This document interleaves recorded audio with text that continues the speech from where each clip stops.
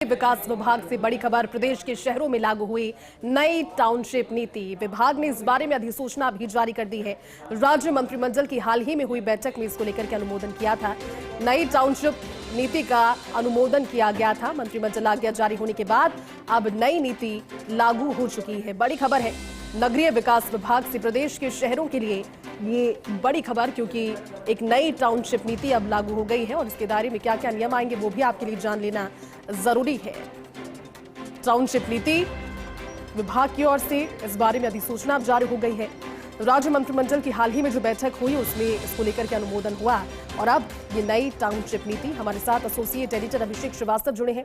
अभिषेक, बड़ी खबर है क्योंकि हाल ही में जो बैठक हुई उस बैठक में इस टाउनशिप नीति को लेकर के अनुमोदन जारी हुआ था और बिना किसी देरी के अब आदेश भी इसको लेकर के सामने आ चुके हैं। क्या बदलाव है, क्या नियम कहते हैं नई टाउनशिप नीति के? अभिषेक, बिल्कुल, जैसे पिछले जो कैबिनेट की बैठक हुई थी उस बैठक में नई जो टाउनशिप नीति है उस पर मोहर लगाई गई थी और जब कैबिनेट आज्ञा जारी हुई उसके बाद अब इसको नई टाउनशिप नीति को अधिसूचित कर दिया गया है। सबसे पहले जो टाउनशिप नीति की जो नए प्रावधान है जो पहली बार प्रदेश के शहरों में पहली बार लागू होंगे उनको लेकर अगर हम बात करें तो नई टाउनशिप नीति के तहत राज्य स्तरीय इम्प्लीमेंटेशन एंड मॉनिटरिंग कमेटी का गठन किया जाएगा। ये कमेटी जो है टाउनशिप नीति के इम्प्लीमेंटेशन, मॉनिटरिंग और रिव्यू को लेकर बड़े फैसले करेगी। इस कमेटी में नगरीय विकास, स्वायत्त शासन विभाग, ऊर्जा विभाग और जल संसाधन विभाग के सचिव शामिल होंगे। साथ ही जो डेवलपर एसोसिएशन है उसके भी प्रतिनिधि शामिल होंगे। इसके अलावा Rajasthan real estate web portal बनेगा। इस पोर्टल पर विकासकर्ता अपनी योजनाओं की समस्त जानकारी अपलोड करेंगे। नई नीति में जो जल संरक्षण के अलावा जो जल स्रोत हैं उनके संरक्षण की बात की गई। जो विभिन्न जल स्रोत है, नदी, नाला, तालाब, नहर, बरसाती नाला, झील के संरक्षण, झील, इनके लिए इनके दोनों तरफ न्यूनतम बफर जोन का प्रावधान रखा जाएगा और ताकि इस बफर जोन में किसी तरह का निर्माण अलाउ नहीं किया जाएगा और सभी योजनाओं में रेन वाटर हार्वेस्टिंग और वेस्ट वाटर रिसाइकिल के प्रावधान रखना अनिवार्य होगा। पार्क और खुले स्थान है वहां पर कम्युनिटी रेन वाटर हार्वेस्टिंग और वेस्ट वाटर साइकिल जो प्लांट है वो लगाए जा सकेंगे।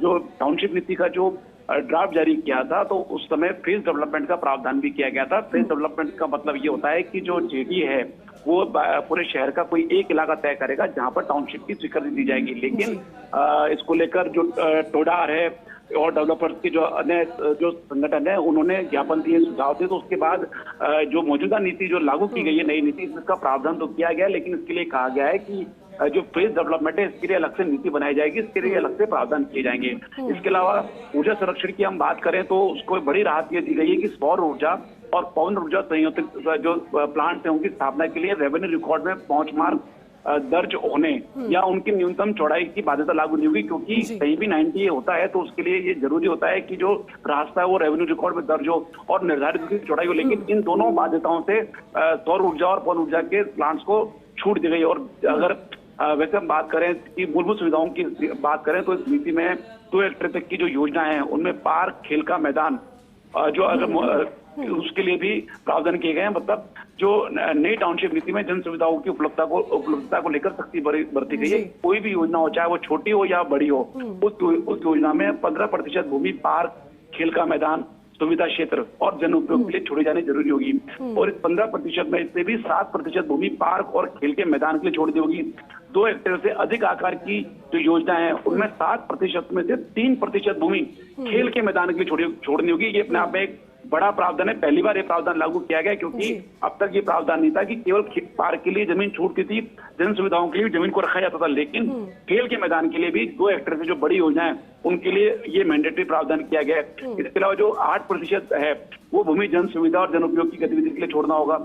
और जो बड़ी बात इसमें ये भी है जयदी की जो विकास करता है, अब विकासकर्ता को 5 साल तक जब वो पूरे टाउनशिप का विकास कर लेगा तो 5 साल तक उसको रखरखाव करना होगा, या तो 5 साल तक, या फिर जो वहां पे रेजिडेंट वेलफेयर एसोसिएशन बन जाएगी तो उसको जब ये कॉलोनी सुपुर्द कर देगा तब इन दोनों में से जो भी शर्त पहले होगी तब तक उसको जो टाउनशिप है उसका रखरखाव करना होगा। और इसके लिए जो संबंधित निकाय है, जेडी है, वो जेडी है या जो भी अथॉरिटी है वो टाउनशिप के 2.5% भूखंड अपने पास रहन रखेगी। सही तरीके से जब रखरखाव हो जाएगा तो उसके बाद ये भूखंड उनको निकायों को मुक्त कर दिया जाएगा।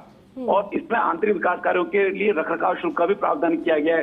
और जो वर्तमान में जो लागू नीति थी उसमें 3 साल तक का रखरखाव का प्रावधान होता, लेकिन विकास करता इसके लिए बाध्य हो, इसका कोई प्रावधान इसमें नहीं था। और इसके अलावा जो विकास कार्य होंगे उसका जो पूर्णता प्रमाण पत्र है, पहले की नीति में पूर्णता प्रमाण पत्र चार्टेड इंजीनियर जारी कर सकते थे, लेकिन इस बार ये बाइंडिंग की गई है कि जो निकाय का सहायक अभियंता है वही इसमें जारी करेगा। और ये जो EWS LIG के जो मकान रखे जाते हैं उसके लिए भी बड़ा फैसला ये किया गया, क्योंकि अब तक ये जो प्लॉट है इन प्लॉटों को विकासकर्ता अपने स्तर पर आवंटित करते थे, लेकिन इसमें ये महत्वपूर्ण बदलाव किया गया कि अब निकाय स्तर पर ही इनका आवंटन किया जाएगा।